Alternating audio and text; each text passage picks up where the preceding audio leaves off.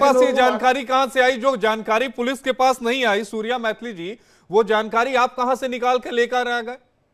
अरे भैया, वहां के लोकल लोगों से मेरी बात हुई है और मैं आपको बता दूं, बहराइच जो है 56% मुस्लिम इलाका पड़ता है। वहां पर हर घर के अंदर गोला बारूद, कट्टा, तमंचा, ISIS और PFI के सपोले पाले जाते हैं। नहीं नहीं, इस तरह का आरोप, मुझे लगता है कि इस तरह का आरोप लगाना सही नहीं है सूर्या मैथिली जी, इस तरह का आरोप लगाना सही नहीं है।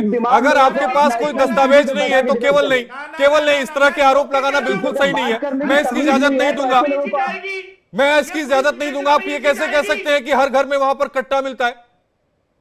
अच्छा, आप मुझे ये बताइए, हर आतंकवादी मुसलमान क्यों होता है? आप ही उत्तर दे दीजिए इस चीज का। नाथूराम गोडसे, आप ये बताइए मुझे कि आप सूर्या मैथिली जी, आप टॉपिक को डाइवर्ट कर रहे हैं, आप टॉपिक को डाइवर्ट कर रहे हैं। आजकल रोजाना पाकिस्तान की मुखबिरी करते हुए मैं मुद्दे को डाइवर्ट ये नहीं कर रहा मुसलमान हूं, है। मुद्दे को सही जगह लेके नाथूराम आ रहा गोडसे हूं। मुसलमान था। क्या कारण ये कैसे है मानसिक बीमार लोगों को आप बैठा हमारे लेते हैं आशीष जी? जितने भी अभी आपका नेशनल चैनल है, इस पे मानसिक बीमार लोगों को जिनको बात करने की तमीज नहीं, जिन्हें पता नहीं वो क्या बोल रहे हैं, ये पूरे समाज को ये इन पे तो मुकदमा होना चाहिए सामाजिक सद्भावना को ठेस पहुंचाने का। के बीच में अरे नहीं, इस तरह के शब्दों का प्रयोग मत करिए। ऐसे लोगों को नहीं सूर्या जी, इस तरह के शब्दों का प्रयोग मत करिए। शर्म आनी चाहिए इनको। नहीं, इस तरह के शब्दों का प्रयोग आप नहीं करेंगे सूर्या जी, इस तरह के शब्दों का प्रयोग आप नहीं करेंगे उनके लिए। नहीं, आप उनके लिए इस तरह का शब्दों का प्रयोग मत करिए। आप अपनी बात को रखिए ना, आप अपनी बात को रखिए ना, शब्दों का चयन सही से करिए ना, शब्दों का चयन सही से करिए, मुद्दे को डाइवर्ट करिए। देश के नागरिकों को, पूरे समाज को, धर्म के लोगों को ये आरोप लगाएंगे या फिर मानसिक बीमार है या फिर आप कहिए कि सही है। नहीं, एक मिनट रुक जाइए, एक एक करके बोलिए। रशीदी साहब आप बोलिए, उसके बाद मैथिली जी मैं आपके पास आ रहा हूं। रशीदी साहब आप बोलिए, क्या कह रहे हैं आप? आशीष जी, या तो कोई मानसिक बीमार आदमी इस तरह की बात कर सकता है जो भारत के नहीं, देखिए व्यक्तिगत मत जाइए, व्यक्तिगत मत जाइए रशीदी साहब, व्यक्तिगत मत जाइए, आप अपनी बात को रखिए। और आप कोई इस पे ऑब्जेक्शन नहीं कर रहे हैं, और अगर आप इनकी व्यूज से अगर एग्री करते हैं तो आप कहिए कि हाँ एग्री करते हैं, तो मैं इस डिबेट को छोड़ देता हूँ। रशीदी साहब आप अपनी बात को रखिए। यहाँ पे पढ़े लिखे राजनीतिक विश्लेषक के तौर पर आप इनका परिचय कराकर बैठा रहे हैं। समाज में बहराइच में आग लगी हुई, शांति की हमें अपनी करनी चाहिए दोनों समुदाय के लोगों से। अपने देश प्रदेश की, अपने जिले की, अपनी सरजमीन को बचाने की, साम्प्रदायिक सौहार्द को बनाए रखने की बात करनी चाहिए। तो ये आदमी बैठ कर दंगा फैलाने की बात कर रहा है नेशनल टीवी पे, और आप कह रहे हैं कि मैं इनको गलत बोल रहा हूं। जो काम आपको करना चाहिए। रशीदी साहब, लेकिन एक सवाल का जवाब, एक मिनट रुक जाइए, एक मिनट सूर्या मैथिली जी आप रुक जाइए। लेकिन रशीदी साहब, ये महज आपको इत्तेफाक लगता है या इसके पीछे कोई साजिश लगती है? क्योंकि ये सुनियोजित साजिश हो सकती है, क्योंकि एक डीजे बजाने के विवाद पर इतना बड़ा विवाद, बहराइच को जला देना, 4 घंटे तक जो दंगाई हैं वो सड़कों पर उत्पात करते हैं, दुकानें जला देते हैं, अस्पताल को जला देते हैं, शोरूम जला देते हैं, गाड़ियां जला देते हैं, मारपीट करते हैं। बिल्कुल, इस घटना की जितनी निंदा की जाए उतनी निंदनीय है। ये बहुत दुखद घटना है, और मैं आपके जरिए, आपके चैनल के जरिए मैं बहराइच के तमाम समुदाय के लोगों से ये अपील करना चाहूंगा कि ये देश, ये सरजमीन, ये मिट्टी, ये जिला, ये हमारा है। इसकी शांति और जो सद्भावना उसे बनाए रखना हम सब की जिम्मेदारी है। उसके बाद ये देखिए, स्पष्ट रूप से ये शासन प्रशासन का फेलियर है, ये इंटेलिजेंस का फेलियर है। इस तरह की घटना हुई, इससे पहले इंटेलिजेंस को इस बात को समझना चाहिए था, ऐसी नौबत क्यों आई। उसके बाद जो रात में आकस्मिक घटना हुई, वहां पे जो कुछ हुआ, एक नौजवान की हत्या हुई, और जो कुछ हुआ उसके बाद भी कल तक ये होता रहा। आपने कई सारे विजुअल्स देख रहे हैं, आपके चैनल में भी चलाया है कि उपद्रवी हाथ में लाठी डंडा लेकर चल रहा है, पुलिस वहां पे मूक दर्शक बनी हुई है। तो स्पष्ट रूप से ये कहीं ना कहीं शासन प्रशासन का फेलियर है कि ठीक है, उस वक्त आकस्मिक जो घटना हुई, फौरी तौर पर जो हुआ, उसके बाद भी घंटों आगजनी होती रही, अस्पताल जलाए गए, मोटरसाइकिल के शोरूम जलाए गए, लोगों के न जाने कितने दर्जनों घर जला दिए गए, कितने लोग मारे गए, पीटे गए। उसके बावजूद सिचुएशन शासन का ये फेलियर है। पर चूंकि ये लोग प्रशासन का फेल्योर है। अब मैं आऊंगा सूर्या जी, मैं आपके अखंड के पास चलूंगा। अखंड, इस मामले में जो मुख्य आरोपी है सलमान, मुकदमा जरूर दर्ज हुआ, लेकिन अभी तक वो फरार है, पुलिस की जो गिरफ्त है वो उससे बाहर है। लेकिन सवाल ये उठता है कि अगर घटना हो गई तो उसके बाद प्रशासन की तरफ से पुख्ता इंतजाम क्यों नहीं किए गए? क्योंकि जो आगजनी की घटना हुई वो तो बाद में हुई थी, इंतजाम पहले किए जा सकते थे।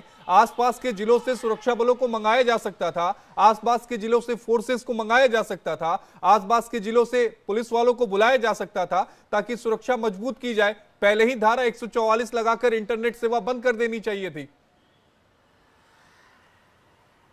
सब कुछ में देरी हुई है और ये देरी निश्चित तौर पर जो आप कह रहे हैं कि साजिश की बात, उससे इनकार नहीं किया जा सकता। इंटेलिजेंस का फेल्योर पूरी तरीके से है, प्रशासन का फेल्योर पूरी तरीके से है और जिस तरीके से टैकल किया गया ये तो बुरी तरीके की मतलब निहायत ही निराश करने वाली हरकत थी।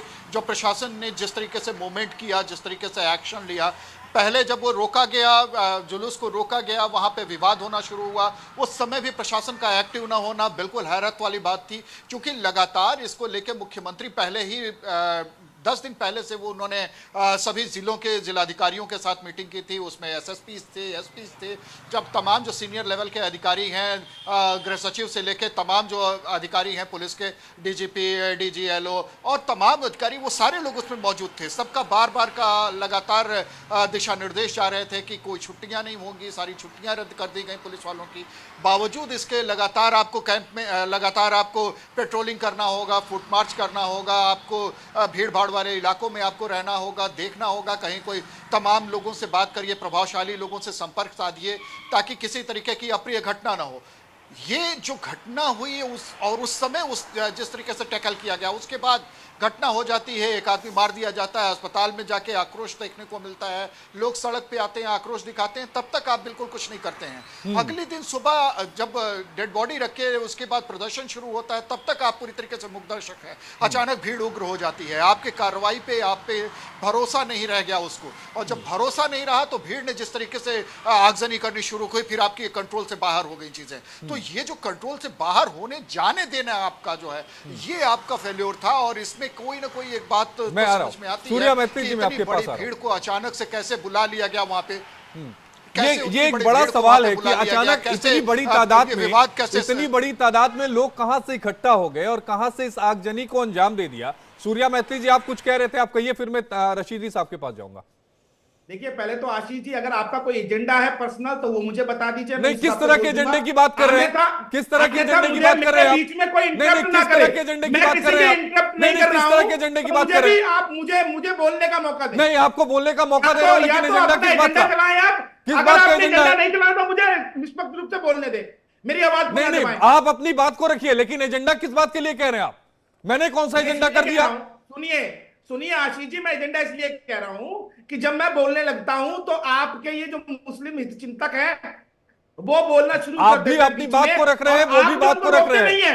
जहां भी किसी तरह का अमर्यादित शब्दों का इस्तेमाल हुआ वहां मैंने रोका। बोल रहे हैं मेरे समय में वो बोल रहे हैं, नहीं आप उनके नहीं, अगर आप भी उनके समय में बोल रहे थे और जहां भी अमर्यादित शब्दों का इस्तेमाल हुआ मैंने रोका। आप अपनी बात को रखिए ना, एजेंडा क्या होता है मुझे वो बताइए। किस तरह के एजेंडा की बात कर रहे हैं आप? नहीं, किस तरह के एजेंडा चला रहे हैं? नहीं, एजेंडा बताइए ना, एजेंडा को डिफाइन करिए। मेरी बात सुनिए, अभी अखंड, अरे सुनिए ना, मैं वही बता रहा हूं। हाँ, बताइए। मैं वही बता रहा हूं। अखंड प्रताप जी ने भी ये बोला कि एक व्यक्ति मारा गया, हाँ। तो उन्होंने नाम क्यों नहीं लेना जरूरी समझा?